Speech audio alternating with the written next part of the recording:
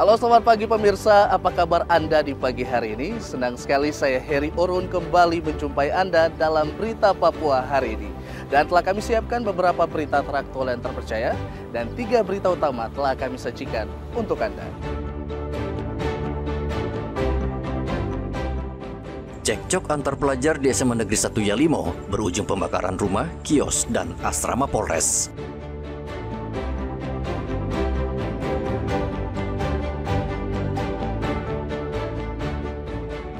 Tiga pria mabuk rusak pom bensin mini di Merauke, polisi imbau segera menyerahkan diri.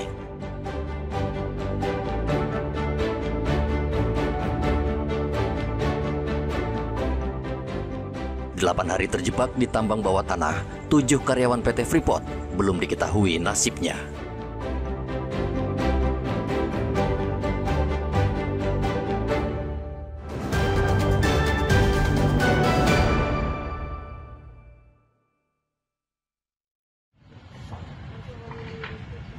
Ratusan pelajar SMA Negeri 1 Elelim membakar sejumlah kios, rumah, serta merembet ke asrama Polres Kabupaten Yalimo. Pembakaran ini dipicu cekcok antar pelajar SMA Negeri di Kabupaten Yalimo, Provinsi Papua Pegunungan di kelas mereka. Kericuhan makin tak terbendung setelah massa ikut bergabung bersama pelajar. Kabid Humas Polda Papua Kombes Cahyo Soekarnito mengatakan, insiden bermula dari perkelahian 2 siswa yang duduk satu meja. Bentrok kecil ini kemudian meluas hingga lingkungan sekolah dan memicu aksi anarkis dari massa. Awal mula yang sementara kita dapat informasi, jadi ada perselisihan antara 2 siswa yang duduk satu meja sehingga menimbulkan permasalahan dengan teman-teman di kelasnya dan terjadi keributan yang meluas dengan aksi yang tadi sudah saya sampaikan. Yang beredar itu katanya ada rasis, mungkin penjelasan. Kita belum bisa sampaikan karena sementara ke pihak dari Polres maupun aparatur pemerintahan yang ada sedang menanggulangi dan mencegah kerusuhan meluas. Yang dibakar ada berapa banyak? Sementara kita masih inventarisir, nanti data-data segera kesempatan pertama disampaikan dari Polres Yalimo. Ya, salah satu personil dari Polres Yalimo mengalami luka kena anak panah di kepala. Kondisinya seperti apa? Sementara sedang dirawat di rumah sakit Yalimo. Aparat yang berusaha mengendalikan situasi justru diserang oleh massa. Satu anggota Polres terluka akibat terkena anak panah di kepala dan kini dirawat di rumah sakit. Untuk meredam kerusuhan, 1 peleton Brimob dari Wamena telah diterjunkan ke lokasi, sementara pasukan tambahan masih dalam perjalanan. Aparat keamanan bersama pemerintah daerah saat ini fokus menenangkan situasi agar kerusuhan tidak meluas. Polisi mengimbau masyarakat tetap tenang dan tidak terprovokasi isu yang belum jelas, termasuk dugaan tindakan rasisme yang masih dalam penyelidikan. Rian Tonai melaporkan dari Kabupaten Yalimo, Papua Pegunungan.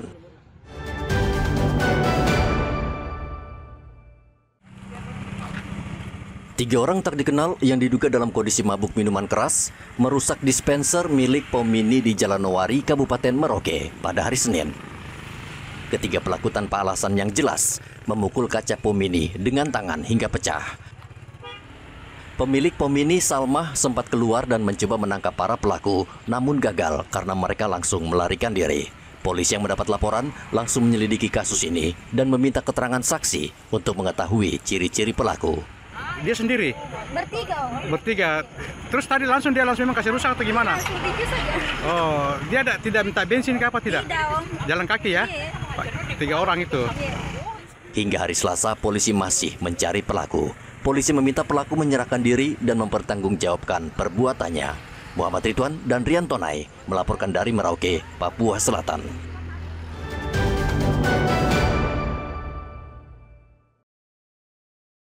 Hingga hari ke-8, 7 karyawan PT Freeport masih terjebak di tambang bawah tanah akibat longsor.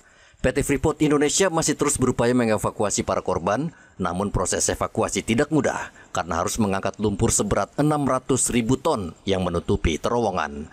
Menurut PT Freeport, kejadian ini luar biasa dan membutuhkan kesabaran ekstra. Sementara kondisi 7 karyawan yang terjebak belum diketahui karena PT Freeport kesulitan berkomunikasi dengan korban. Kamera pengintai atau CCTV juga tidak berfungsi karena tertutup longsoran lumpur. Jadi kendalanya yaitu di dalam itu ada kayak 5 level ya, 5 tingkatan spiral itu. Nah, posisinya 7 korban ini di area servis informasinya. Antara level 3 lah. Daerah servis, dan itu memang masih berupaya mengeluarkan lumpur dari tim. Nah, lumpur informasinya lumpur yang berada di dalam terowongan tersebut itu ada sekitar 600.000 ton. Nah, jadi ini force major lah ya, force major, kejadian luar biasa yang tidak diprediksi sebelumnya. Begitu. Jadi pada saat tim sudah bisa masuk, ternyata lumpurnya gerak lagi. Jadi lumpur ini belum stabil. Jadi untuk 7 karyawan ini sementara masih belum berhasil dievakuasi. Longsor di tambang bawah tanah terjadi hari Senin malam pekan lalu akibat hujan deras. 7 pekerja tambang yang sedang bekerja terjebak dan tidak bisa keluar dari tambang bawah tanah. Igo Batmomolin dan Rian Tonai melaporkan dari Mimika, Papua Tengah.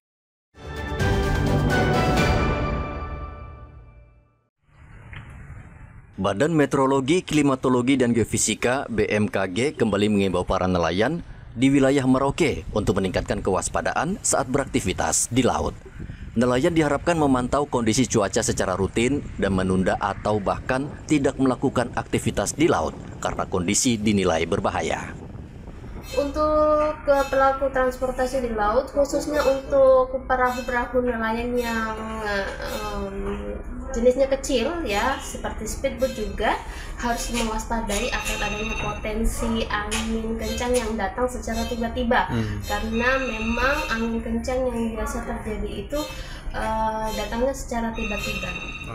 Peringatan ini disampaikan mengingat potensi cuaca ekstrim yang dapat mengancam keselamatan para nelayan di perairan Merauke. Ketinggian ombak mencapai 2 hingga 3 meter, sehingga belum aman untuk nelayan dengan perahu kecil. Nelayan diimbau terus memantau perkembangan informasi cuaca melalui kanal resmi BMKG di media sosial. Muhammad Ridwan dan Rian Tonai melaporkan dari Merauke, Papua Selatan.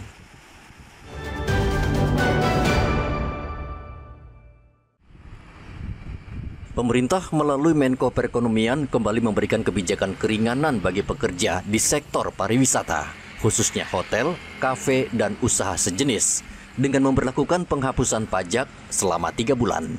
Kebijakan ini mendapat sambutan positif dari para pekerja di Merauke. Basri, salah seorang pekerja di kafe, senang dengan keputusan pemerintah itu. Saya mewakili beberapa teman pekerja mengucapkan terima kasih kepada pemerintah dengan adanya pemotongan pajak. Penghapusan pajak yang dilakukan oleh pemerintah selama 3 bulan ke depan. Namun kami harapkan kalau bisa itu berjalan selama 1 tahun. Karena keadaan ekonomi sekarang agak susah. Jadi kami sebagai pekerja terdampak benar dengan adanya pemotongan pajak tersebut. Sementara itu, Made, pekerja hotel di Merauke, berharap kebijakan ini dapat diperpanjang hingga 1 tahun, mengingat kondisi ekonomi saat ini yang masih sangat tidak menentu. Ya, sebenarnya sih ini berita bagus buat kita di industri pariwisata ya Pak ya. Jadi harapannya sih semoga cuma tidak 3 bulan saja. Semoga bisa berkelanjutan karena pajak ini memang termasuk yang cukup tinggi sih saat ini. Menyulitkan Pak ya. Kalau kondisi ekonomi juga kan memang tidak memungkinkan Pak ya seperti sekarang ini Pak ya. Nah itu Pak, apalagi kan sudah kita lihat sendiri dampaknya ya. Kita tahu karena semua terdampak ekonomi ya, ada demo segala macam. Itu sudah tidak indikasi Pak. Jadi ya peran pemerintah ini memang sangat diharapkan dalam meringankan pajak ini. Kebijakan penghapusan pajak ini diharapkan mampu memberikan stimulus bagi sektor pariwisata dan meningkatkan kesejahteraan pekerja yang terdampak. Muhammad Ridwan dan Rian Tonai melaporkan dari Merauke, Papua Selatan.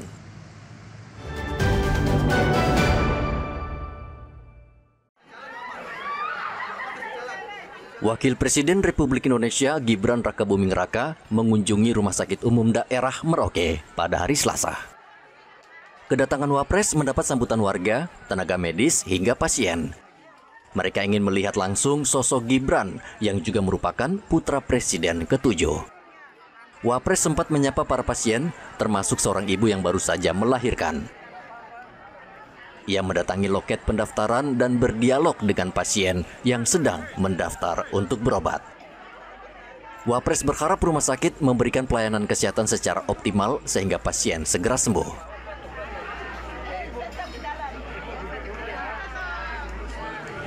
Dengan kunjungannya Bapak Wakil Presiden, saya mengharapkan supaya rumah sakit mungkin bisa diperbaiki secara baik. Terus fasilitas yang kurang memadai mungkin bisa diperbaiki baik supaya pelayanan kepada masyarakat itu bisa dilayani dengan baik, supaya masyarakat juga senang dengan adanya pelayanan yang baik.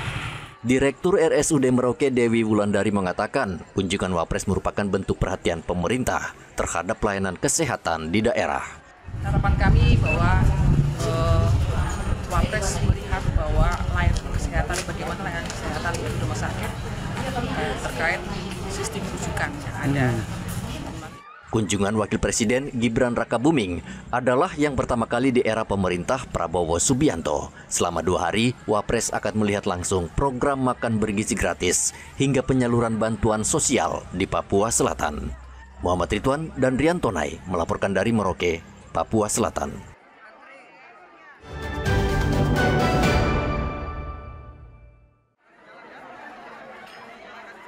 Komnas HAM RI Perwakilan Papua meminta Wakil Presiden menyelesaikan persoalan hak asasi manusia di Papua.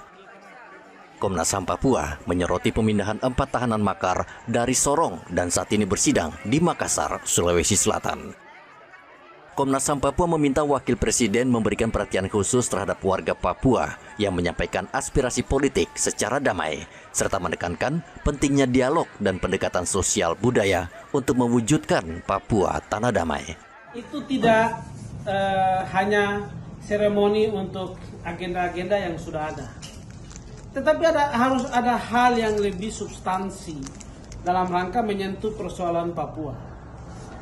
Ini momentum kiranya Gibran bisa menyediakan waktu setengah jam atau 1 jam bertemu dengan aktor-aktor kunci di Papua. Siapa mereka? Tokoh agama, tokoh masyarakat, Komnas HAM, Pemda, TNI Polri.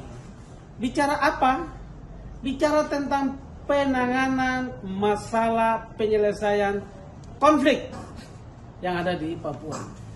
Itu yang harus dibicarakan supaya menyediakan agenda untuk menyelesaikan Papua. Wapres juga diminta memanggil Kapolri dan Kejaksaan yang memaksakan kasus makar terhadap 4 orang di Sorong. Menurut Komnas HAM, 4 orang itu hanya membawa surat untuk berdialog dengan pemerintah, namun ditersangkakan dengan pidana makar. Rian Tonai melaporkan dari Kota Jayapura, Papua.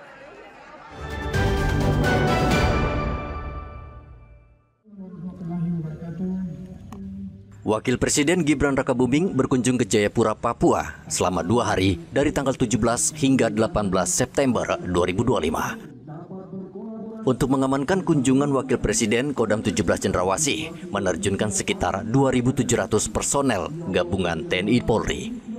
Pangdam 17 Cendrawasih Majen Amrin Ibrahim memimpin gelar pasukan di lapangan Trisila Angkatan Laut Jayapura pada hari Selasa. Kalau saya bicara terjunkan, terlibat semuanya. Ya, Kodam terlibat, dari Kodaeral terlibat, Polda terlibat, dari Lanut terlibat, dari provinsi, dari kota, dari kabupaten semuanya terlibat, gitu ya. Total personel TNI Polri Pak yang di. Pokoknya terlibat semuanya. Begitu kira-kira ya. Yang jelas kita gabungan terlibat kan banyak kita nih pasukan. Yang apel sini ada, yang di luar juga ada. Begitu, bagaimana ya? Untuk pengamanannya nanti Pak? Penekanannya? Ya? Penekanan mungkin untuk pengamanan. Penekanan keamanan harus humanis, kan? Harus koordinasi dengan semua instansi. Nggak ada yang hebat di sini. Yang penting pengamanan dapat dilaksanakan karena Papua ini kan barometer.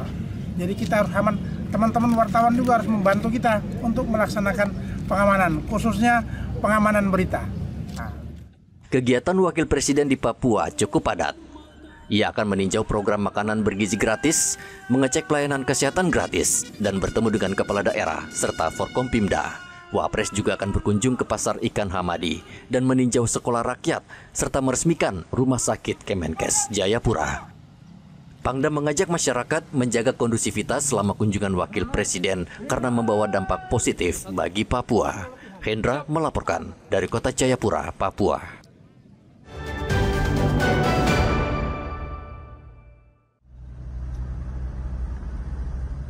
Pemerintah melalui Kementerian ESDM akhirnya mengizinkan kembali PT GAK Nikel untuk beroperasi menambang nikel di kawasan Raja Ampat. Gubernur Papua Barat Daya Elisa Kambu mengatakan izin kembali beroperasinya PT GAK Nikel merupakan wewenang pemerintah pusat. Gubernur mengatakan ia akan menjamin keamanan agar usaha tambang berjalan lancar dan sesuai dengan aturan yang berlaku. Kalau izin ini kan pusat toh, dan yang memberhentikan pun juga dari pusat. Kalau mereka anggap itu tidak menyalahi aturan, silakan, kita dukung aja. Ya, kita kan tidak punya kewenangan di situ.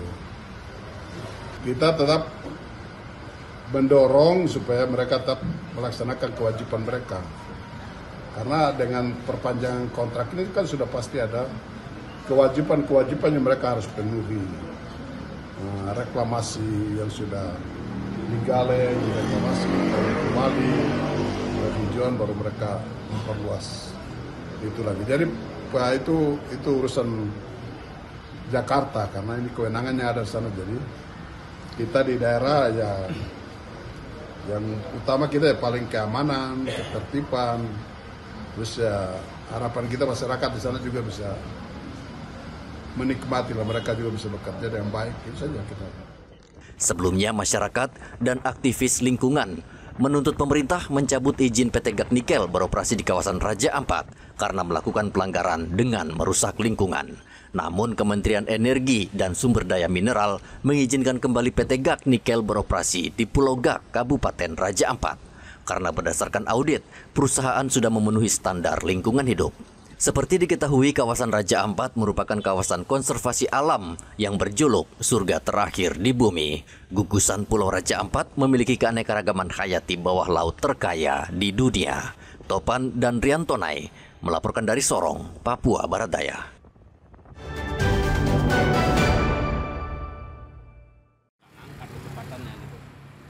Penyelenggaraan pilkada serentak maupun pemungutan suara ulang atau PSU di Kabupaten Bovendigul berlangsung aman dan lancar. Kondisi ini menjadi kebanggaan tersendiri bagi masyarakat karena proses demokrasi berjalan tanpa hambatan maupun tindakan anarkis. Kapolda Papua Irjen Patrits Renwarin mengatakan jalannya PSU yang damai ini merupakan tonggak perubahan sejarah baru bagi Bovendigul. Menurutnya, penyelenggaraan pilkada kali ini membuktikan bahwa masyarakat semakin dewasa dalam berdemokrasi. Situasi Kamtipmas pasca pengumuman MK kemarin yang menetapkan nomor 3 sebagai pemenang, kita harus patut bersyukur bahwa semua paslon baik 01, 02, 03 maupun 04 semuanya punya komitmen untuk menjaga keamanan dan ketertiban masyarakat di Kabupaten Bovendigul. Oleh sebab itu sampai hari ini kondisi masih relatif stabil dan saya sangat percaya bahwa ini semua karena kesadaran dari seluruh masyarakat Kabupaten Bovendigul, terutama para pimpinan partai dan juga para paslon yang begitu bertanggung jawab terhadap situasi Kamtipmas. Kapolda juga menyampaikan apresiasi dan terima kasih kepada seluruh masyarakat, aparat keamanan, serta instansi terkait yang telah berperan menjaga situasi kondusif. Pasangan Roni Omba dan Marlinus resmi diusulkan Dewan Perwakilan Rakyat Kabupaten DPRK Bovendigul sebagai pasangan calon kepala daerah terpilih. Usulan itu disampaikan kepada pemerintah daerah untuk dilanjutkan secara berjenjang ke gubernur dan ke Mendagri hingga proses pelantikan. Muhammad Ridwan dan Riantonai melaporkan dari Bovendigul, Papua Selatan. Pemirsa, informasi tadi mengakhiri jumpa kita dalam Berita Papua hari ini. Saya Heri Orun, mewakili seluruh kerabat kerja yang bertugas, mengucapkan terima kasih untuk kebersamaan Anda. Selamat pagi, selamat beraktivitas, dan Wanyambi.